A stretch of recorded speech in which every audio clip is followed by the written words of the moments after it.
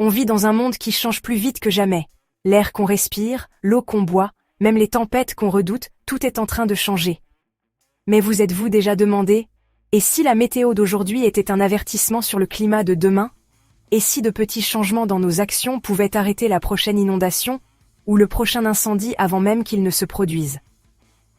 Aujourd'hui, on plonge dans l'un des sujets les plus urgents et les plus importants de notre époque.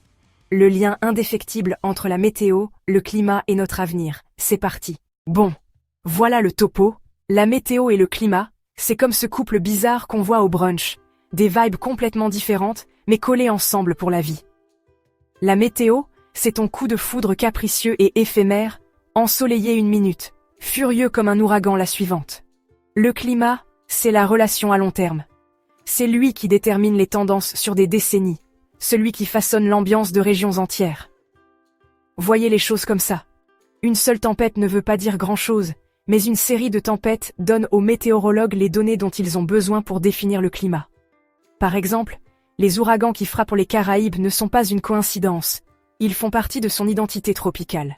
Et quand ces tendances commencent à devenir bizarres, comme des tempêtes plus violentes ou des vagues de chaleur qui apparaissent dans des endroits inattendus, c'est un signal d'alarme que le climat est en train de changer. Et, spoiler alert, c'est nous qui accélérons le processus. Parlons maintenant des gaz à effet de serre, les meilleurs ennemis de la vie sur Terre. Ils maintiennent la planète suffisamment chaude pour que nous puissions exister. Mais quand il y en a trop, ils deviennent complètement toxiques. Imaginez un peu. L'atmosphère terrestre est une couverture. Les gaz à effet de serre comme le CO2, le méthane et l'oxyde nitreux emprisonnent la chaleur sous cette couverture. Mais à cause de la combustion des énergies fossiles, de la déforestation et de tous ces trucs industriels, on a transformé cette couverture en une couverture lestée dont on n'a jamais voulu. Résultat, des températures en hausse, des systèmes météorologiques déréglés et un cycle de l'eau qui fait des siennes. Des pluies diluviennes ici, des sécheresses intenses là. C'est comme si la planète auditionnait pour le rôle principal dans « Le jour d'après ». L'atmosphère, soit dit en passant, est la star de ce drame. C'est un génie du multitâche qui régule le climat et déplace la chaleur et l'humidité autour du globe. Mais voilà le hic. Quand les gaz à effet de serre s'accumulent, c'est tout le système qui déraille. Bonjour les canicules, les tempêtes déchaînées et les vagues de froid qui vous font regretter de sortir de chez vous. Et n'oublions pas les océans, ce sont les boss finaux de la météo et du climat. Ils stockent la chaleur, la brassent avec des courants comme le Gulf Stream, et nous balancent des trucs comme El Niño et la Niña, qui peuvent chambouler la météo mondiale. La hausse des températures des océans n'est pas seulement mauvaise pour la vie marine, elle pourrait aussi perturber ces courants, rendant les modèles météorologiques encore plus difficiles à prévoir. En parlant d'avertissement, les régions polaires nous crient dessus. Ces zones glaciales se réchauffent plus vite que partout ailleurs, et la fonte des glaces ne se contente pas de faire monter le niveau des mers, elle détraque le système de refroidissement naturel de la planète.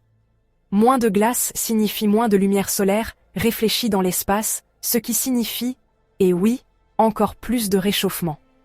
C'est comme un cercle vicieux infernal, et ne me lancez pas sur le permafrost. Il dégèle et libère du méthane, en gros il pète un gaz à effet de serre surpuissant dans l'atmosphère. Merci le permafrost. Mais voilà le truc, ce n'est pas une dystopie sans espoir. On a les outils pour riposter. Des satellites qui surveillent la météo aux superordinateurs qui analysent les données climatiques, les météorologues sont comme les détectives de l'atmosphère. Ils reconstituent ce qui se passe et ce qui va se passer. Des solutions existent. Les énergies renouvelables, la reforestation et les accords internationaux comme l'accord de Paris. Ça va demander un travail d'équipe à l'échelle mondiale, mais il y a de l'espoir pour un avenir qui ne soit pas un désastre total. Je vous laisse en discuter dans les commentaires. Quel est l'événement météo le plus effrayant ou le plus étrange que vous ayez vécu? Et comment pensez-vous qu'il soit lié au changement climatique? N'oubliez pas de vous abonner si ce n'est pas déjà fait, prenez soin de vous, prenez soin de vos proches, et on se retrouve bientôt dans une autre vidéo.